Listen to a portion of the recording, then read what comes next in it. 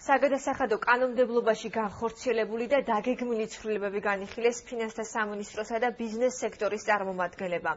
ბიზნესმენები დამატებით ცვლილებებს და საკუთარი ინტერესების გათვალისწინებას ითხოვენ.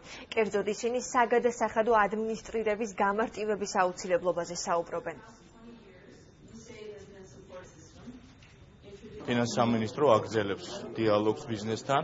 ეს არ არის პირველი შეხვედრა და არც უკანასკნელი, ძალიან ხშირად სხვადასხვა ფორმატით გვაქვს. მე მინდა მადლობა გადაუხადო USAID-ს, რომელიც დაგვეხმარა ამ ფორმატში შეკრებაში ჩვენი ბიზნესმენების და ვფიქრობ, რომ ბიზნესისაგან ჩვენ მივიღებთ საქმიან წინადადებებს, საქმიან შენიშვნებს და დაიწყება მათზე მუშაობა. სოფლის მეურნეობაში რა პრობლემები გვაქვს, ამაზე ვაპირებ საუბარს, ეს არის კერძოდ საწარმოებში წარმოების დანაკარგები, რაც რეალურ პრობლემას წარმოადგენს ფერმერული მეურნეობებისთვის და ვფიქრობ, რომ დღევანდელი შეხვედრა ძალიან კარგი არის, როდესაც უკვე პირველ პირებთან აქვს ბიზნეს საშუალება იმის შესახებ ისაუბროს, თუ რა პრობლემებია დარგში და შემდეგ უკვე მათი პასუხები მოისმინოს.